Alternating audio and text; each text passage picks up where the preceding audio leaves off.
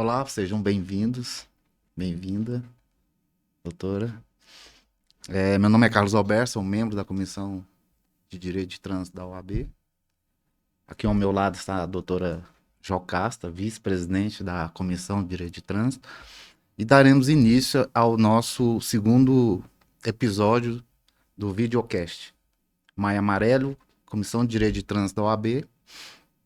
Paz no Trânsito começa por você. Jocasta? Boa noite a todos. Eu gostaria de primeiramente informar que esta é uma iniciativa de cunho informativo e socioeducativo com potencial transformador de comportamento no trânsito.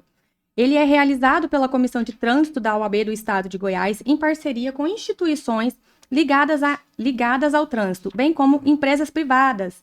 E ele conta com 3 episódios. Então, se caso você não viu o primeiro episódio, volta lá, assiste o primeiro episódio, que a gente vai estar lá trazendo informações maravilhosas para vocês. No primeiro episódio, a gente teve como convidado o presidente da OAB, Dr. Rafael Lara, e o superintendente da PRF, Thiago Queiroz, e o motorista de Uber, que é Alexandre Gonçalves dos Santos. Tá bem bacana, volta lá e assiste, né? Que vai abrilhantar aí, trazer novas informações para vocês. Eu gostaria agora de primeiramente agradecer a presença dos nossos convidados ilustríssimos, né? E gostaria de apresentá-los a vocês. Nós estamos aqui com o Dr. Danilo Oliveira Costa, que é presidente do IBD Trânsito, que é o Instituto Brasileiro de Direito de Trânsito. E ele também é conselheiro estadual de trânsito E também é a nossa conselheira estadual de trânsito, doutora Nayara Coimbra. Muito obrigada pela presença de vocês, a disponibilidade de estar sempre aqui, né? Colaborando e abrilhantando os nossos eventos e o que temos para levar ao público. Muito obrigada pela presença de vocês. Doutor Carlos? Antes do início, né, queremos ressaltar que as opiniões, palavras e a expressão de pensamento dos nossos comentaristas e convidados não reflete a opinião da Comissão de Trânsito da OAB e da OAB, sendo de responsabilidade de cada participante. Irei passar a palavra para os senhores para que se sintam à vontade para se apresentarem. Primeiras damas. Obrigada. Sou a Nayara Coimbra, né, presidente do Conselho Estadual de Trânsito. Estou na presença do Conselho há 1 ano e 1 mês, né, tentando fazer algumas melhorias e grata, né, pela participação deste momento de apresentação do Maio Amarelo. Vamos lá, minha vez, né? Isso. Agradecer pelo convite e os anfitriões desse videocast, tanto Carlos como a doutora Jocasta, que a gente já tem uma caminhada aí bem intensa no trânsito, tentando aí mudar realmente esse cenário que tanto nos apavora. Também mandar um abraço para a doutora Eliane, doutor Rafael Lara, que são grandes amigos e que sempre que venho a Goiânia sou bem recebido por eles em nome da instituição da OAB. Estou, como a doutora Jocasta falou, presidente da Comissão de Trânsito da OAB da Bahia, do Instituto Brasileiro de Direito de Trânsito e membro da Comissão de Trânsito do Conselho Federal da OAB. Ótimo. Doutores, para começar a nossa integração aqui, né? Você quer dar abertura às perguntas, doutor? Mas antes eu gostaria de fazer aquele agradecimento aos nossos parceiros, né? Na MLC Estúdio, Empresalto Despachante, Eduardo Veículos, ambos da cidade de Anápolis, o Sindeco, que é o Sindicato dos Despachantes do Estado de Goiás, a Garcia Bicicletas, aqui de Goiânia, Autoescola Aprovação, também de Goiânia, o AB Prev e a Casag. Obrigada aos nossos parceiros. Sem vocês, nós teríamos, né, um pouco mais de dificuldade de estar aqui, conseguindo levar esse conteúdo informativo ao público, não só de Goiânia, mas como do Brasil inteiro, bem como receber convidados que vêm aqui para poder trazer muito conhecimento para somar, né, a paz no trânsito, a essa organização que a gente precisa fazer, que é tratar sobre o direito à vida, né, e a paz no trânsito. A gente tem algumas perguntas, né? Vamos lá para a parte que Mais interessa ao que público. podemos, né, nos colocar aí. Eu vou passar para o Dr. Carlos, porque ele tem uma ampla experiência nesse segmento, bem como dúvidas para trazer para a gente relacionado a essa integração dos municípios, né? de Goiânia, SNT. Vamos lá, doutor Carlos. Então, aí eu vou dirigir a esse questionamento à doutora Nayara, presidente do Conselho Estadual de Trânsito de Goiás. É que nós temos aqui, segundo o Código de Trânsito, no artigo 24, aquela condição, né, de fazer com que os municípios se integrem ao Sistema Nacional de Trânsito, até uma forma de angariar até fundos, vamos dizer assim, para aquele município, né? No estado de Goiás hoje nós temos aí 246 municípios e nós temos aí integrados aí em torno de 58. Se eu estiver errado, você vai me corrigindo. Tá bom, corrigirei. Então nós temos aí 58 municípios integrados, o que equivale a 23,7%. Então, assim, se você vai olhar como um todo, ainda é uma porcentagem ainda baixa.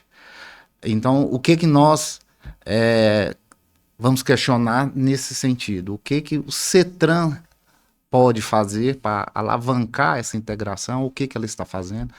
O que seria de proposta? Nós sabemos que a doutora Nayara, doutor Danilo, ela tem um empenho muito grande no CETRAN. A gente vê, acompanha o trabalho da doutora Nayara. Sabemos que não é fácil, porque o município tem as suas dificuldades, principalmente financeira, para estruturar uma secretaria, principalmente na área de análise, atuação, julgamentos de recursos de infrações, caso aconteça. Né? Às vezes não tem uma estrutura própria para fazer a parte de engenharia, sinalização, nunca tem esse suporte, esse aporte financeiro. Então, logicamente, o CETRAN está ali justamente para auxiliar, é o que nós entendemos, né? Juntamente com o governo do estado, né? Que está sempre fazendo programas, né? Nós temos aí o Sinaliza Goiás, que dá um aporte naquele município, mas o interessante é que haja essa integração, né?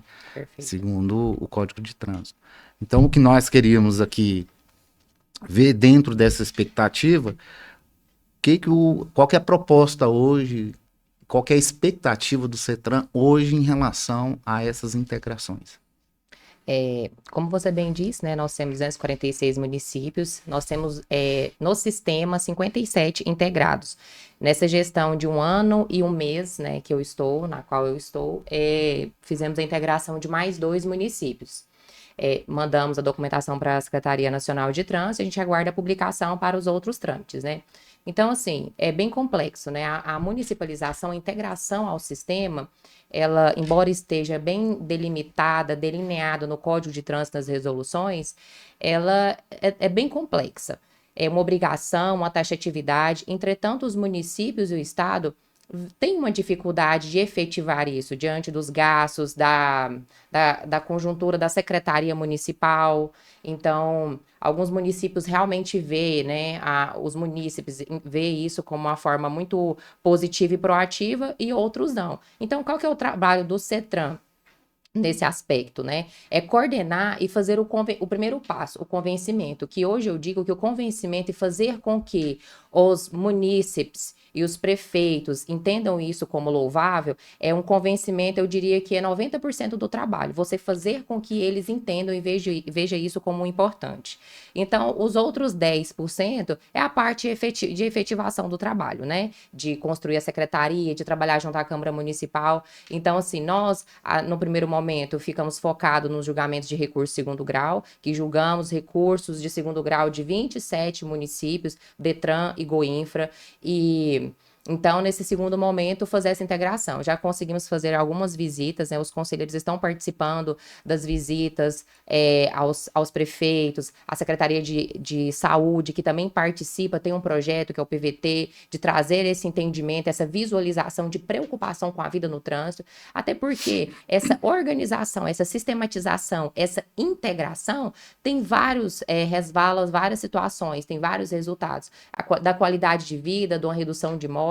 Então, quando chegar o momento onde o município entender a importância disso, precisa de um abraço político, de um abraço estadual, municipal, para fazer com que isso efetivamente aconteça, né? Então, obviamente, tem os gastos, tem toda uma organização de estrutura, mas o primeiro passo é essa conscientização, entender a necessidade. Até porque a polícia militar, né, no âmbito onde não tem a integração, no local onde não tem a Secretaria de Mobilidade, as regionais da Polícia Militar, ela atua muito mais nesse sentido. Por quê? Porque não tem uma secretaria ali. Então, o convencimento em âmbito estadual ele é muito importante e eficiente para que, em grupo, em agendas convergentes, como eu disse, Secretaria de Saúde, Goinfra, Detran, Secretaria de Estado, entendam de uma maneira ampla a importância e esse convencimento para fazer com que o todo, o Estado de Goiás, evolua e cresça quanto à redução de mortes.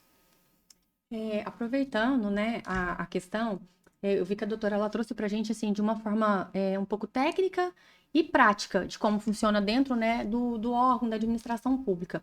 Como a gente vai ter espectadores também que não são da área do direito, tenta explanar para a gente de uma forma, às vezes, um pouco mais simples, para essas pessoas que não entendem a importância da municipalização, de que como que funciona, qual que seria o objetivo de trazer isso para dentro dos interiores. Perfeito, né? Então, nós temos hoje 187 municípios que não têm a Secretaria de Mobilidade. Então, de maneira básica e de fácil entendimento, no município tem Secretaria de Saúde, tem Secretaria de Assistência Social, mas não tem a Secretaria de Mobilidade ali, ou uma superintendência. Não tem um órgão responsável, um órgão executivo de mobilidade. Então, o objetivo do conselho é fazer com que esse município faça um investimento, atenda o Código de Trânsito Brasileiro, atenda a Constituição Federal e efetive a sua Secretaria de Mobilidade. Para quê? Essa secretaria vai coordenar e organizar o seu trânsito, organizando questão de sinalização, de regimentos, normatividade, dentre outras estruturas dentro do código que determina, né, dentro da fiscalização, educação e... fugiu a palavra. Justamente o tripé para que execute e faça um melhor andamento dentro daquela mobilidade. Então, de maneira simples, fazer a construção da secretaria para que seja gestor da mobilidade naquele local. Por quê? Os 187 municípios não têm gestão de trânsito. Então, o objetivo é ter uma gestão de trânsito ali. Bacana. É importante ressaltar também que com a adequação da municipalização, né? O objetivo não é aumentar a indústria de multas ou necessariamente só a fiscalização, mas o objetivo da fiscalização é ter uma parceria com o público em geral. Ou seja, para eventos específicos que precisa de uma fiscalização de um agente para fazer uma coordenação de um trânsito, às vezes num acidente de trânsito ou em algum evento público da cidade, ou ações educativas nas escolas, onde eles poderiam estar se apresentando e fazendo ali eventos, né, de cunho muito educativo, e as crianças, assim, principalmente crianças na faixa etária ali dos 2 anos até uns 12 anos, eles gostam muito disso e levam isso muito a sério. Então, eles chegam em casa falando mesmo que existiu uma ação educativa ali naquele momento e eles cobram, né, dos mais velhos. Então, o exemplo começa também dentro de se posicionar desta forma. E trazer isso para os interiores, né, é uma forma de integrar o trânsito na educação. Perfeitamente, né? Como eu disse, o tripé. Então, não é só fiscalizar, né? Eu acho que tem que andar junto tanto a educação, a engenharia, que é a palavra perdida, andar esses 3 pilares, assim, não só eles, mas outros também, para fazer uma construção melhor. Então, o objetivo, né, é o que o município entenda que não é só ter indústria de multas, né? É você fazer com que o cidadão veja a importância e a necessidade de uma organização e gestão do trânsito, até porque nós temos que evitar a morte. Então, o pensamento princípio é esse de evitar a morte, melhorar a qualidade de vida, fazer uma organização na sua estrutura da cidade, que tudo isso é importante para o cidadão. Doutora, e ainda nesse tópico, né? Só às vezes as pessoas perguntam, né? O que o município ganha financeiramente em estar integrado ao Sistema Nacional de Trânsito? Vai aumentar a sua arrecadação, uma fatia do bolo do IPVA, ou do licenciamento, daqueles veículos registrados naquele município, vai para o município? Existe alguma contrapartida para que aumente esse interesse daquele governante em se integrar? Eu adoro essa pergunta, né? Primeiro porque, assim, pensando numa questão de gestão pública, o gestor, ele deve sempre ter o ideal onde pensar o melhor para o cidadão e para o munícipe, né? Não só um resultado, o que eu vou ganhar em troca. Então, assim, é bom deixar bem enaltecida essa fala, esse momento, porque às vezes pode ser que não, mas tem a possibilidade, onde quando se faz a integração ao sistema, é publicado em Diário Oficial todo o processo de integração ao Sistema Nacional de Trânsito, a partir daí é feito um termo de convênio, um acordo com o DETRAN, que é o Departamento Estadual de Trânsito, é o órgão executivo estadual. Então, o município, diante de algumas dificuldades que tem, ele faz um acordo com o DETRAN, pode usar o policial militar, caso o município não tenha agente, e para fazer as suas autuações municipais, as suas multas primárias, né, que são os tipos que estão no Código de Trânsito. Então, o município que não tem Secretaria de Mobilidade, ele não autua multa primária. Então, ele já tem um perdimento de arrecadação ali, pensando por esse lado de o que vamos ganhar em troca. O município não pode autuar multa primária, multa municipal, se não tiver uma pessoa, o agente de trânsito ou policial militar para fazê-lo. Então, nessa perspectiva, ele deixa de autuar neste momento.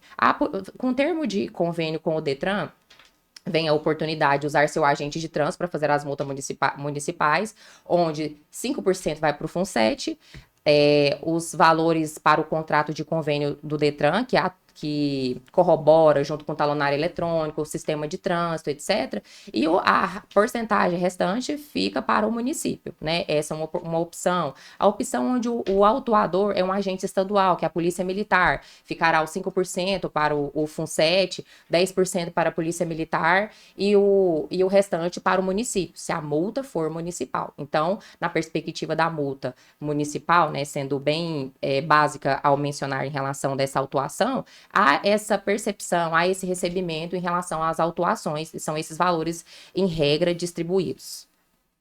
Perfeitamente. Bom, agora nós vamos pegar o doutor Danilo Falei para muito, trazer né? algumas questões. Doutor, começa explicando para a gente, dando assim uma explanada, qual que é o intuito do IBD Trânsito? Tá. Primeiro, corrigi um lapso, que não cumprimentei a Nayara, e também não parabenizei por ela ser a primeira mulher presidente Com do certeza. CETRAN, Um orgulho para nós. uma jovem, e a representatividade feminina realmente é um dos campos que o IBD Trânsito faz. Inclusive temos um núcleo, Elas à Frente do Trânsito, para exatamente ter o empoderamento das mulheres no Sistema Nacional de Trânsito, ocupando cargos de gestão e de poder, como a doutora Nayara o ocupa, e com muita competência, trazendo inclusive um olhar diferente aí para os CETRANs. E o Instituto tem exatamente um dos pilares dele, do trabalho e dos princípios, é trazer o Estado Democrático do Direito de Trânsito e a legalidade do Sistema Nacional de Trânsito. E aí compartilho muito com a doutora Nayara e com o Focotran e com outros presidentes de CETRAN, de valorização e posicionamento dos CETRANs no Sistema Nacional de Trânsito, onde eles devem ocupar realmente o que está estabelecido no Código de Trânsito Brasileiro, Exatamente. que é o status de coordenação do trânsito estadual, e colocar toda a parte educacional, de fiscalização, de serviços para o cidadão dentro de um escopo em que todo o Estado tenha uma unidade e tenha realmente uma visão empírica, né? De dados, coleta de informações, para que assim a gente consiga ter um remédio adequado para aquela dor, né? Porque, trazendo aí um pouco para a medicina, eu não consigo curar qualquer tipo de doença sem antes saber o que é que a gente está realmente acometido de saúde. Então, o IBD Trânsito vem exatamente fazer essa proposta de construção de marcos regulatórios que venham a trazer realmente eficiência para esses marcos, ou que a gente faça adequação dos marcos já existentes para trazer exatamente essa eficiência para o trânsito brasileiro, com o principal objetivo, salvar vidas no trânsito, e com os outros objetivos, que é melhorar a qualidade de vida do cidadão, é trazer para ele economicidade nos serviços e desburocratização desses serviços que ele demanda na área de trânsito. E assim a gente tem um grupo com 18 integrantes espalhados pelo Brasil, em cada estado. Alguns a gente tem 2 integrantes. A doutora Eliane, inclusive, é a nossa representante aqui no estado de Goiás. Eu estou esperando a oportunidade de participar. Vamos abrir uma nova rodada de adesão, exatamente no processo de maturação que a gente tem feito, para exatamente a gente conseguir fazer um movimento nacional, como nós temos feito hoje, com acordo de cooperação técnica com a Senatran, a AND, a Abramet, estamos tentando com o Focotran, com nossa presidente Regina, e conto com o apoio da doutora Nayara para que a gente consiga entabular esse acordo de cooperação técnica e fazer com que realmente o trânsito chegue aonde deve chegar, nos municípios. Ótimo, perfeito. Onde é que vive o cidadão? No município. Então, a gente precisa fazer com que isso chegue. E isso chega através do quê? Eu acredito que do CETRAN. Ótimo, perfeito. Doutor Carlos? Aproveitando, o doutor Danilo, acompanhei uma entrevista do senhor na Rádio em Trânsito, né?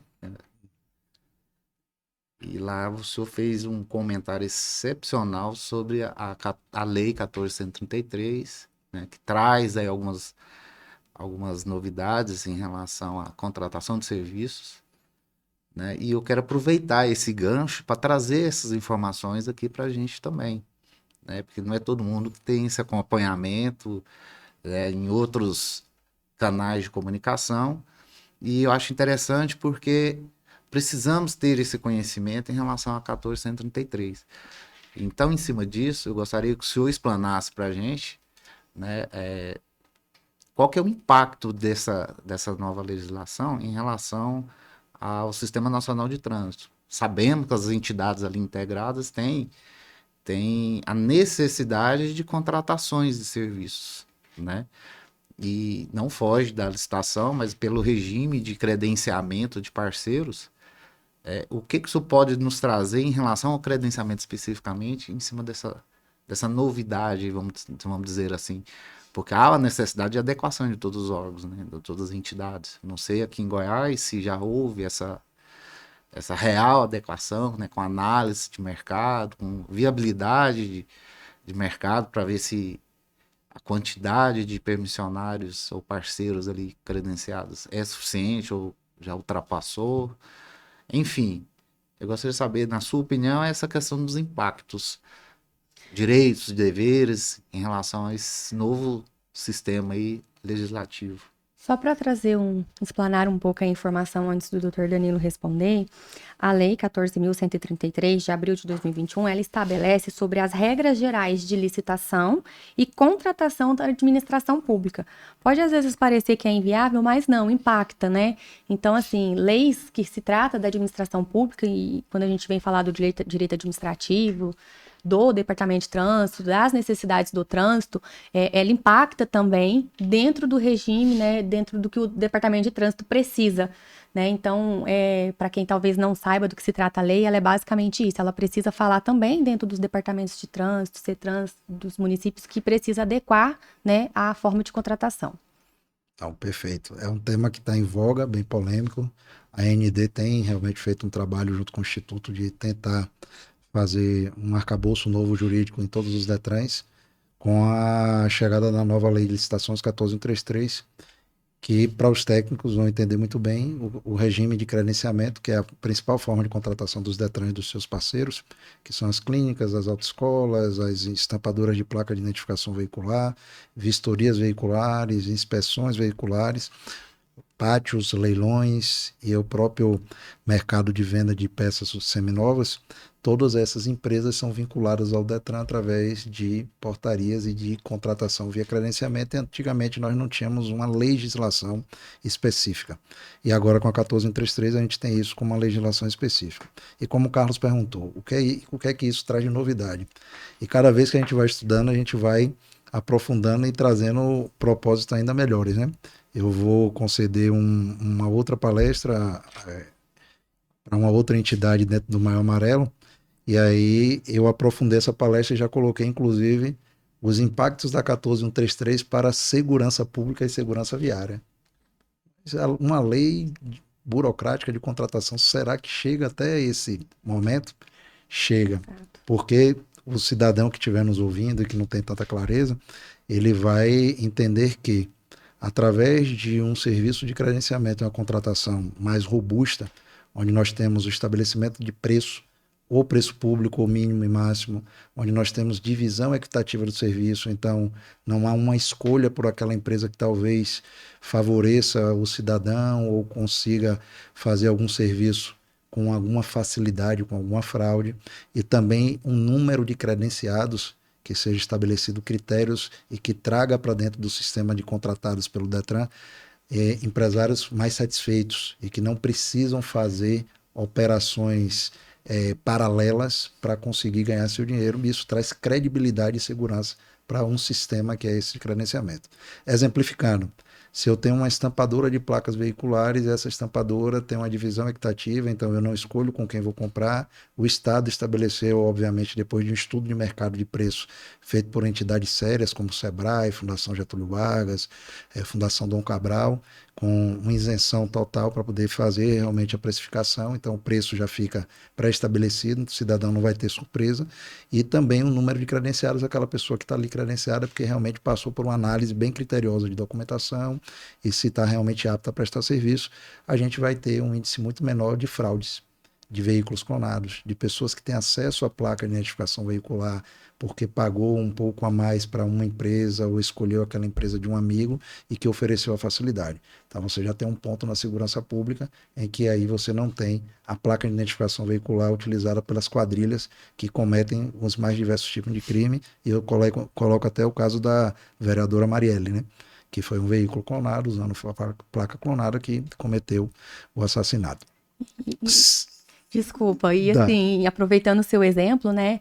Então, assim, a gente tem o caso da Marielle, que é um caso que ficou conhecido, né? De forma internacional. E a gente tem, às vezes, um caso mais simples, que é de um veículo clonado no interior, onde tem uma pessoa que depende de uma CNH para trabalho e tem a sua CNH suspensa por conta de uma infração de trânsito que aconteceu num lugar onde ela nunca foi na vida, porque ela fez a compra ou fez alguma verificação de documento ou de coisa importante relativa a um veículo que ela tem, né, numa instituição que não é séria, num parceiro que não é sério, ou seja, gera um prejuízo que às vezes pode ser de uma pessoa que ela não vai ficar conhecida, mas ela pode perder um emprego e perder o sustento da sua família.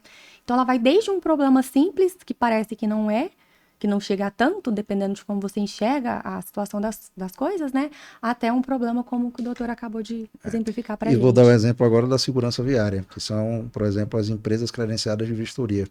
Então eu chego numa ECV, nessa ECV eu estou com meu pneu num estado precário, que não passaria numa vistoria, e como o credenciado não tem a garantia de uma boa remuneração, não entende que é um sistema para ele de contratação muito bom, não é bem remunerado, eu ofereço a ele um valor adicional para ele aprovar o veículo com aquele pneu que está inapto para circulação.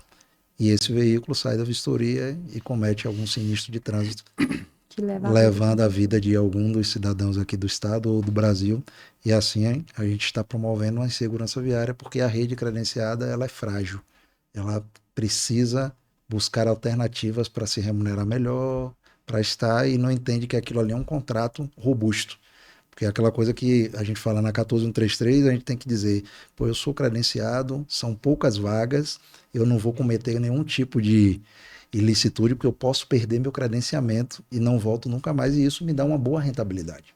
Então eu tenho que gerar essa credibilidade, essa segurança para o cidadão, para o Estado e, obviamente, a segurança jurídica do credenciado. Ótimo, perfeito. Doutor Carlos? Mas... Então, doutor, e nessa linha de raciocínio, logicamente, aí as entidades teriam que promover uma fiscalização maior, né, dar um aparato maior para os seus agentes para que possam estar justamente fiscalizando a conduta desses parceiros, né? E isso, essa lei, ela traz essa viabilidade, assim, esse esforço em relação ao órgão? Na verdade, tudo a gente pensa com uma visão sistêmica, né? E com visão sistêmica, se eu tenho um controle do número de credenciados, os próprios órgãos, como eu fui consultado pelo Detran do Espírito Santo, ele só vai credenciar o número de empresários que ele tem a capacidade de fiscalizar. E com o regime de credenciamento aberto, você vai ter 50 mil ECVs, mas você não tem dentro do órgão de trânsito capacidade de fiscalizar 50 mil. Você não tem capilaridade, não tem servidor necessário, não tem sistema. Então, até isso é uma das questões levadas em consideração sobre capacidade de fiscalização. Eu só posso credenciar uma rede em que eu tenha capacidade e condições de fiscalizar, para que assim eu traga esse sistema bem seguro, em que eu traga realmente para o cidadão aquele serviço de excelência, que o órgão fique confortável e a gente não tenha os gastos, que a doutora Nayara, inclusive, falou, e a gente diz que para o município não é gasto, é investimento, mas nesse tipo de quesito hoje é gasto, porque nós gastamos 60 bilhões por ano, 40 mil vidas perdidas, porque não temos os investimentos necessários para promover a segurança viária. Trazendo a doutora Nayara para o nosso contexto da aplicação da legislação, doutora, vocês já fizeram algum estudo, tem algum parâmetro para dizer, às vezes, talvez uma opinião, uma particularidade que vocês poderiam contribuir ou trabalhar, utilizar da lei hoje no sistema do CETRANS? No contexto Da aplicação da legislação. Bom, nós não fizemos nenhum estudo efetivo em relação a isso, né? Chegou algumas demandas de consulta, mas não específico desse tema, até porque a execução, né, do trabalho é feita pelo órgão executivo, que é do DETRAN e dos municípios, e não foi até este momento procurado alguma questão de orientação, né? Mas com toda certeza é algo de grande valia e importância, até porque há uma dificuldade dentro do órgão executivo, tanto do departamento estadual quanto dos municípios que têm a Secretaria de Mobilidade, essa questão de organização dos seus credenciamentos, né? Onde são excessivos os processos administrativos, né? A princípio eu não disse, mas já fui gerente de auditoria no DETRAN. Então, assim, dentro dessa perspectiva, há uma dificuldade efetiva, tanto dos credenciamentos, quanto da fiscalização, e o que não é realmente observado é justamente isso. Feita um excessivo credenciamento, né, em tese, e como que é feita a fiscalização? E essa questão de estruturação do Estado, né, onde, às vezes, pelo efetivo que se tem, então, é algo que deve ser observado antecipadamente, né? Então, isso é conformidade, isso é compliance, é comprometimento do Estado, então, é muito importante, até porque a fiscalização, não só de credenciados, mas uma fiscalização de execução da lei, ela é feita no Estado. Então, está sendo executado, está sendo aplicado a lei de licitação, como que está sendo feito os credenciamentos? Até porque o resultado disso, que é a nossa preocupação, que é a morte do cidadão, né, ou sinistros, enfim, isso chega. E chega por quê? A situação mínima que você mencionou, que é um cidadão comum, que teve provavelmente sua CNH, que perdeu a família, que passou fome e tem uma dificuldade por conta de uma clonagem de placa, de uma multa que recebeu em outro estado. Então, assim, olhando de longe, há um resultado ruim. Então, começa onde? Na efetivação de uma legislação, certo? E a gente pensando junto, né, nessa questão da lei de licitação, de credenciamento, de coordenação de sistema, nós sempre vamos para o mesmo lugar, que é a qualidade de vida do cidadão, que é a melhoria do Sistema Nacional de Trânsito. Então, assim, nada se constrói de maneira separada, né? Tudo é uma maneira conjunta. E até trazendo, assim, para contribuir com o tema, nós temos a Lei Nacional de Plano de Mobilidade, que é uma lei de 2012, eu menciono sempre porque é uma lei de 2012 que não é falada, que não é buscada pelos próprios municípios, né? E é uma lei de grande importância, assim como o plano diretor também é. Então, já começa uma lei de 2012 que vem com medidas provisórias federais, né? Então, está sendo efetivado isso, o básico está sendo feito. Então, assim, é um trabalho muito árduo, né? Por isso que eu ressalto que a importância de um momento como este, de debate, de discussão, de trazer ao público um conhecimento em relação a isso, porque o mínimo, às vezes, não é sabido. E eu acho que o tempo está curto, mas eu queria dar só um exemplo. Só me deu a oportunidade de falar. Eu deixei o doutor Danilo falar. Você me oportunizou, né? Fiz uma visita numa Câmara Municipal essa semana e fiquei perplexa, porque os vereadores, representantes do povo, eles estavam me indagando a legislação quanto à utilização do cinto de segurança, quanto falar ao celular, que deveria ter tido educação de trânsito para aquilo. Eles estavam condenando lá nesse local que eu fui, tem Secretaria de Mobilidade. Então, fui fazer uma palestra, uma contribuição nesse sentido. Então, a reclamação é porque eles foram autuados por estar usando o cinto de segurança e usando o celular no telefone, porque isso é um absurdo. Veja bem, um representante do povo reclamando da sua autuação por conta de algo que está descrito no Código de Trânsito brasileiro há muito tempo, que não inventou ontem quando criou a Secretaria de Mobilidade naquele local. É algo que já é uma lei pré-existente. Então, nós tiramos por base, se a pessoa está achando isso normal, uma situação dessa, assim, normal, a questão da autuação, né, que não deveria ter ocorrido, você pensa quais as outras infrações que ela faz, que ela comete no trânsito, e o que é a fala dela para a população, sendo que isso deveria ser ao contrário, né, gente, ó, tem que usar o cinto, não pode falar no celular, tem que ter atenção, porque se atropelar alguém, então, assim, o mínimo, a gente percebe que às vezes não acontece, né, desde uma lei de 2012, uma lei de licitação que tem algumas dificuldades, o Código de Trânsito que não é atendido, o plano de mobilidade, a integração do Sistema Nacional de Trânsito, que precisa de uma força-tarefa e um olhar maior para a mobilidade, né? Não só no estado de Goiás, como no Brasil, estado, nos municípios, para que a gente consiga construir mais. Com certeza. A questão da mobilidade, eu vejo que todos os planos ou projetos ou qualquer mecanismo que eles tentam fazer para aplicar, para melhorar, às vezes o olhar está invertido, principalmente em relação aos pequenos, né? Em relação ao veículo maior com o veículo menor, eles sempre olham e esquecem do cidadão, do pedestre em si, do ciclista. Sempre deixa de fora desses projetos, pelo menos o que eu vejo por aí, e vejo a aplicação dela. Né? Hoje, por exemplo, se você for analisar o estado de Goiás, ficou em segundo, se não me engano, em índice de atropelamento de pedestre, por exemplo.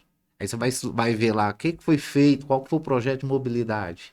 Né, no caso do município, o que ele fez aqui em Goiânia?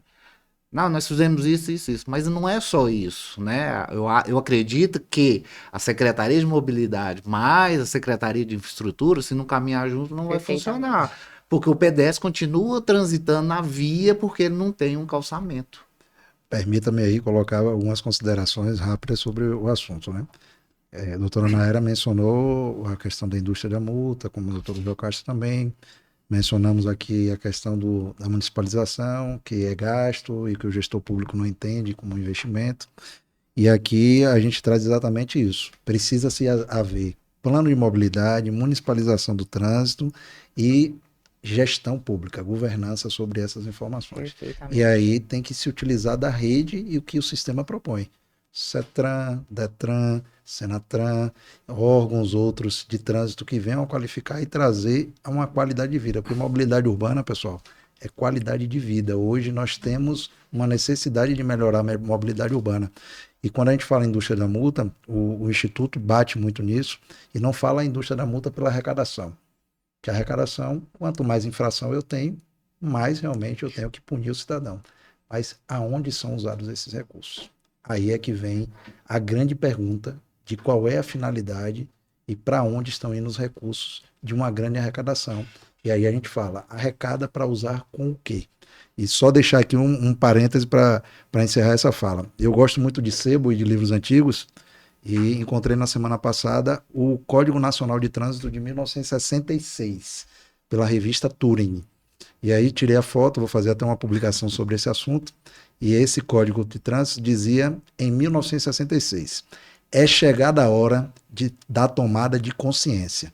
O MEC promoverá a divulgação de noções de trânsito nas escolas primárias e médias do país, segundo o programa do CONTRAN. É o que preceitua a Lei 5.108 em seu artigo 125 de 1967, que é o novo Código de Trânsito. Estamos falando de quantos anos atrás? O que foi feito desde então? Cadê os recursos do FUNSET? Exatamente. Não adianta nada do que nós estamos conversando se esse assunto não for atacado. E assim, fazendo uma analogia, né? A população costuma falar assim, que em países de primeiro mundo isso ou aquilo não acontece. Então, assim, não acontece, mas eles também respeitam a legislação. Eles não precisam ter pessoas necessariamente os fiscalizando, porque eles mesmos são fiscais de si, né? Exatamente. Então, funciona porque existe a empatia, porque existe o respeito. Então, ou seja, você tem que ir no tribunal para se defender de uma infração de trânsito, onde você é julgado por um juiz logo quase que de imediata a prática de uma infração, onde você poderia ali perder seu direito de dirigir, e você é oportunizado a dizer por que você cometeu aquilo. E diante de uma análise de mérito específica, às vezes você consegue, num tribunal, né, do júri nos Estados Unidos, conseguir uma anulação fazendo a sua própria defesa e justificar, como a gente vê em vários, né, sites e memes de internet, que acontece. E se isso acontecesse no Brasil, como funcionaria? Qual seria a realidade do nosso país diante de uma falta de... Não é uma falta de preceito legal, porque o preceito legal ele existe, mas a falta de empatia e cumprimento do seu dever como cidadão, né? Então, assim, a gente está cheio de exemplos difíceis, ruins, que tiram a vida de pessoas que estavam dentro, cumprindo o seu dever, sua obrigação, estavam fazendo o que precisava ser feito no trânsito, né? E essas vidas vão embora pela falta de empatia e respeito de uma pessoa que se acha no direito de desrespeitar o direito do próximo. Ou seja, há muitos anos a gente vem buscando, né? E mostrando que o trânsito é vida. Eu ainda pergunto, e questiono, a gente não busca. Está escrito desde 1967, está no novo Código de Trânsito Brasileiro, todas as questões lá, 26 anos do novo Código, e eu não vejo essa busca. Vejo a gente realmente aqui tentando debater e construir, mas a vontade política, a vontade da educação para o trânsito, a vontade do investimento, como a doutora Nayara fala aí, 1 ano e 1 mês de gestão para integrar 2 municípios, eu entendo que deve estar sendo um trabalho hercúleo para conseguir fazer esse convencimento. A gente precisa de mais ação, de mais atitude. Eu coloco as minhas esperanças nessa busca, né? Eu também estou colocando esperanças nessa busca e que possamos ter mais pessoas como nós, né? Que têm esperança e acredite nisso, porque o que a gente planta hoje, a gente não necessariamente não estamos colhendo hoje. Com certeza, né? O que o senhor nos trouxe aqui hoje em 1966? 1967, ou seja, nós estamos em 2024 e ainda estamos lutando para conseguir colher frutos de algo que foi praticado, né, de forma escrita em 67. Acho que assim, já tivemos uma evolução, né? Também sou da parte esperançosa. Tivemos uma evolução e estamos em ano eleitoral, né? Eu acho que o cidadão já é um momento oportuno, já que teve uma virada de chave em alguns momentos, né, políticos, onde deve buscar o plano de gestão, o plano político daquele candidato. Então, cadê o momento de preocupação com a mobilidade? Buscar o que se tem cobrar, né? Buscar e cobrar. O que se tem feito pela mobilidade? Porque as mortes e esses sinistros nos trânsitos é o que mais mata, né? Esses sinistros. Então, o cidadão deve, com toda certeza, buscar essas evoluções, essa melhoria, esse plano de governo, né, em momentos políticos e cobrar, né? Ver um resultado prático daquilo para que a gente consiga chegar a algum lugar e chegar às melhorias, né? No 246 municípios. No estado de Goiás, temos mais ou menos 20 em região metropolitana que fez plano de mobilidade, né? Você deu o exemplo das travessias. E, às vezes, muitos fazem a toque de caixa, só porque tem que cumprir a meta da legislação. E esquece que, quando se faz dessa forma, o resultado negativo vem, né? Porque foi feito no local errado, no momento errado, o tempo de cronômetro errado. Então, toda a engenharia e estrutura de mobilidade, ela não foi devidamente estudada, os impactos não foram feitos, né? Então, há um prejuízo para o cidadão. Bom, mudando um pouco o tema, mas não tanto, porque a gente vem falando sobre a questão de se educar, né? Educar para o trânsito. A gente teve vou perguntar para a doutora Nayara, que ela está ali mais próximo, né, do governo do estado e tudo mais. A gente teve uma proposta, que se eu não me engano veio do delegado Valdir, com relação à implantação de um programa de formação de professores no trânsito, se eu não me engano se chama dessa forma, onde parece que abriu-se um edital para participar, né, desse curso de formação para professores de trânsito, acredito que com o intuito de colocar esses professores na educação infantil do nosso estado, do nosso município. Você sabe trazer para a gente alguma informação sobre esse tema? Sim, perfeitamente, né? Esse programa chamado Detran mais Educação, onde foi feita uma parceria com o Departamento Estadual e a Secretaria de Educação, e são, salvo melhor juízo, 6 pilares que foi lançado essa situação há uma semana, 6 pilares, um deles é essa formação de professores, e incutir no plano inicial das crianças a possibilidade da área trânsito, mobilidade, transporte para as crianças e adolescentes. Colocar isso dentro da programação, né? Então, isso já foi acertado na secretaria, vai acontecer. Então, está numa fase de lapidação e foi lançado o programa, o edital já foi realmente aberto. E o objetivo justamente esse, né? De fazer uma formação melhor de professores, alunos, até porque, né, nós pensamos assim, você falou da gestão do estado de Goiás, às vezes com as trocas políticas, a gestão em si vai para algum lugar, ainda que a pessoa tenha capacidade técnica, intelectual para exercer um cargo de gestão, é importante que tenha o conhecimento, que estude isso, é importante a Secretaria de Educação participar desse processo, tanto para o professor, quanto para o servidor e para o cidadão, para que as pessoas realmente conheçam para que serve, o que é, cada um dentro das suas modalidades, né? Então, na formação de condutor, de conhecimento de uma criança, para saber qual que é a função dela como cidadã ao atravessar uma rua, andar de bicicleta, e no momento de ser condutor efetivo, um professor numa sala de aula. Então, realmente é um projeto de grande importância, né? Está numa fase inicial, então provavelmente nós vamos colher alguns frutos disso, eu espero, nessa gestão. Existe uma como que eu posso dizer, uma qualificação específica para inscrição desses professores? Serão pessoas, por exemplo, da área do direito, que entende não só da legislação, mas de como implementação da educação no trânsito? Não, são professores, né, com essa formação. Agora, de maneira específica do edital, eu, sendo verdadeira, né, não sei exatamente quais os pontos mínimos, mas não necessário seja de direito, mas sim que o básico que foi conversado e discutido é da parte de formação mesmo do estado de Goiás. Aí terá uma estrutura curricular para aprender sobre a legislação e a aplicação dos direitos e deveres, digamos Perfeitamente. assim. Entendi. Doutor Daniel, e a sua opinião ou entendimento e proposta para essa implementação no estado? Investimento em educação é tudo que a gente precisa e que sabe que vai mudar, né? Eu lecionava em faculdade de Direito e sempre dizia, a gente precisa aprender princípios e não regras, porque com princípios a gente consegue, obviamente, e princípios forma caráter, né? Além de formar caráter, a gente resolve qualquer questão. Então fica muito mais fácil a gente trabalhar com as questões principiológicas, como você falou, da empatia, do bom senso, da razoabilidade. Então isso é que faz e que forma o cidadão de verdade. Não é regra. Porque regra realmente é aquilo que a gente vê aí. Existem bastante e as pessoas ficam criando subterfúgios para blindar, para escapar delas.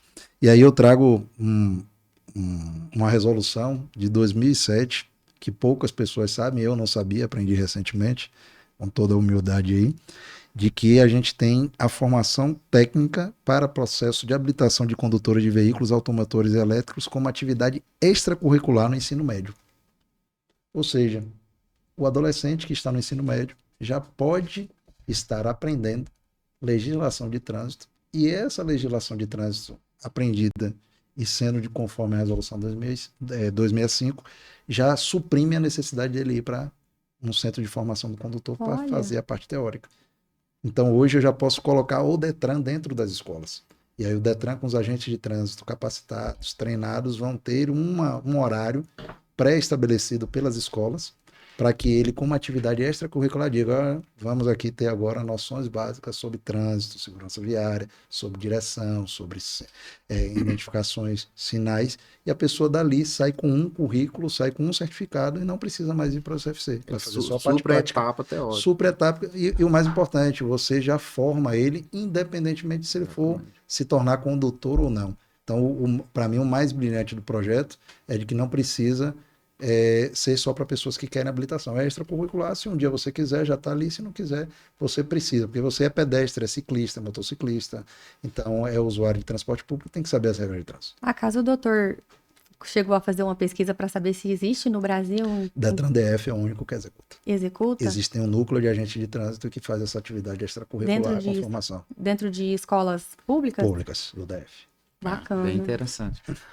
Infelizmente o nosso tempo está acabando. já se encerrou. Ficaríamos aqui mais algum tempo? Já acabou, eu queria Já falar acabou. mais. Tem certeza? Eu queria que os convidados fizessem suas considerações finais para De novo, fazer os com a nossos. palavra, a doutora Tô Nayara. gostando dessas concessões de palavra, eu tô fazendo a experiência aqui, né? Acho que agradecer primeiramente da UAB, de maneira geral, vocês por essa oportunidade de estarmos aqui. e trazer esse debate para o cidadão, para as pessoas que estão assistindo, para voltar mais um olhar político para as questões de mobilidade e poder fazer essa cobrança, né? E a mobilidade se tornar um tema, uma pauta política de importância para toda a sociedade. Da mesma forma, parabéns pela iniciativa, pelo trabalho, a toda a comissão, a OAB do Goiás.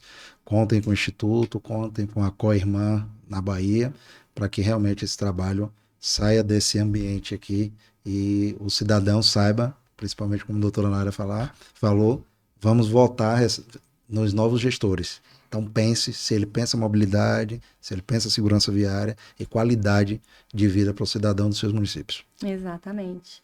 Eu gostaria também de agradecer a presença de vocês, colocar a nossa casa, né, de portas abertas e à disposição para estarmos aí sempre em parceria, fazendo da melhor forma, né, e me coloco também à disposição de forma pessoal, caso precisem, para estar aí somando, né, e mais uma vez só dizer obrigada pelo deslocamento, pela disposição de tempo, né, e por se fazerem presente aqui, abrilhantando, né, essa questão que é tão importante para a gente, não só, né, como profissionais da área, né, mas também como detentores do direito de ir e vir e considerar que a gente merece, né, ter essa segurança e essa paz, carregar isso com a gente.